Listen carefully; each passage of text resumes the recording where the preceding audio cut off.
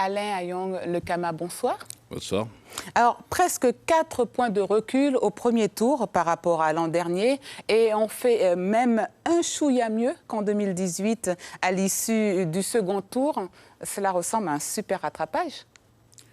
Oui, vous pouvez prendre ça comme ça, c'est-à-dire que de dire que c'est un super rattrapage, mais c'est un rattrapage qui est constant, c'est-à-dire que le bac se fait en 2 fois, il y a la première phase, comme on dit chez nous, premier groupe, et après il y a les rattrapages. Est-ce qu'on cherche à réajuster pour ne pas être trop loin du chiffre de l'année d'avant? Ah non, parce que vous savez, dans l'éducation nationale, les jurys sont totalement autonomes, et donc on n'a aucune prise sur les jurys.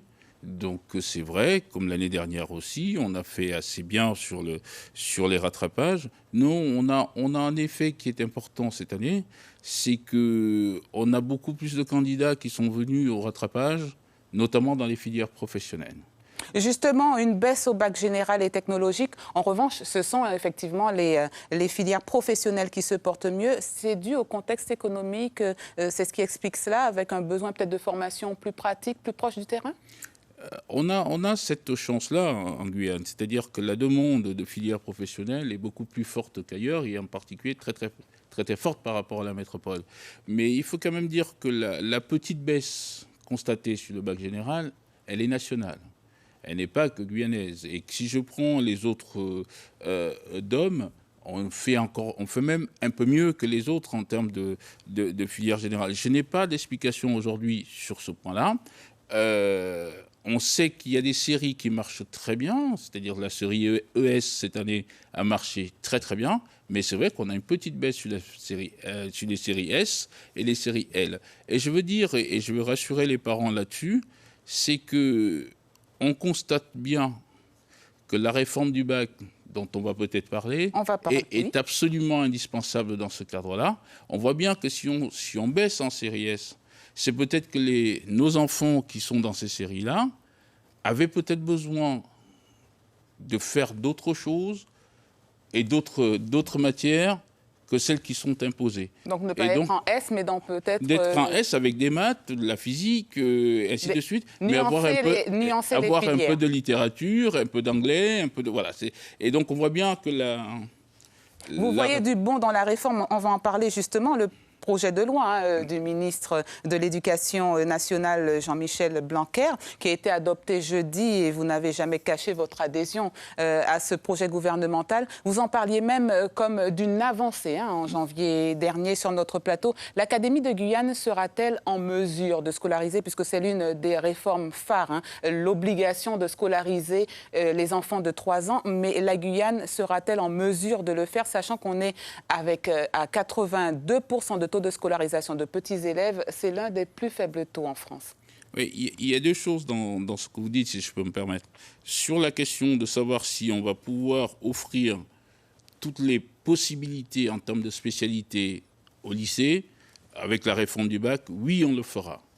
On a quelques difficultés sur les questions de mutation, sur les questions de transport entre les lycées et ainsi de suite, mais on a anticipé, et donc aujourd'hui, on offre toutes les spécialités dans tous les bassins académiques de Guyane. Et donc tous les élèves qui voudront faire ce qu'ils souhaitent, et on voit bien que ça va avoir un avantage, c'est-à-dire que celui qui fait aujourd'hui une série S, on lui impose l'histoire géo, on lui impose d'autres disciplines dont peut-être qu'il n'en est pas forcément, il n'a pas l'appétence qu'il faut, donc il choisira autour de ses maths et sa physique ce qu'il souhaitera. Maintenant, sur la scolarisation à 3 ans, c'est une opportunité manifeste pour nous. Vous savez, c'est-à-dire que quand vous dites, effectivement, on est à 82% de prise en charge des enfants de 3 à 6 ans, oui, c'est 82%, c'est une moyenne nationale.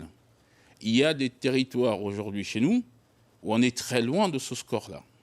Et donc, l'avantage... Donc, il s'agit plus de rééquilibrer ou de parvenir à scolariser plus de 3000 petits élèves qui arriveront Tout à fait. Ça veut dire que cette loi nous donne les moyens, et nous donne les moyens à la fois Comment en si peu de temps et puis les moyens qu'il faut pour qu'on prenne en charge tous les enfants de Guyane qui ont... Dès la rentrée prochaine. Dès la rentrée prochaine. Et en plus, c'est bien de me tendre cette perche-là, si vous permettez, c'est qu'on a pris des initiatives qu'on considère, et que je peux considérer, j'en suis fier, un peu assez innovantes sur cette question-là. C'est-à-dire, vous savez, la question de la scolarisation à 3 ans en Guyane, et dans certains territoires, ça veut dire quoi? Ça veut dire qu'il faut mettre des enfants de 3 ans dans une pirogue pour les amener à l'école. Ça veut dire pirogue à 5 h du matin, 2 heures de transport quand il n'y a pas d'eau.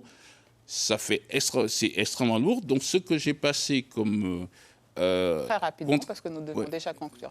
Ce que j'ai passé très rapidement comme contrat avec les maires des communes isolées, on a inauguré les premières à Patou il y a un mois, c'est ce qu'on appelle les maternelles de proximité. C'est-à-dire qu'au lieu de faire partir les enfants vers l'école, on fait venir l'école vers les enfants. Et donc, je revois encore demain j'ai une réunion avec l'association des maires, où ce sera effectivement un des sujets de discussion. C'est-à-dire que profitons de cette opportunité-là pour faire en sorte que l'école vienne vers les enfants et pas nécessairement que les enfants aillent vers l'école. C'est-à-dire pour éviter l'insécurité du transport sur une certaine partie du territoire. Donc plus de maternelle de proximité à la rentrée, c'est une partie de la solution en tout cas. Alain Ayong-Lekama, merci. Il y a encore beaucoup à dire. Nous aurons l'occasion, j'espère, de vous recevoir pour poursuivre sur le sujet. J'espère très bien, parce que c'est vrai que j'ai des tas de choses à dire. Et si je peux me permettre juste une chose, je veux très sincèrement ici remercier l'ensemble des personnels qui se sont mobilisés pour le bac et pour le DNB dans notre académie. Et très sincèrement, ça s'est passé mieux qu'ailleurs et mieux que partout ailleurs. Et donc, je voulais vraiment les remercier pour le fait que, voilà, chez nous, on a eu un bac aussi simple et on a eu un DNB aussi simple. Ben comme ça, c'est dit. Merci à vous et bonnes vacances. Merci. Suivez l'info sur Guyana Première, télé, radio et Internet.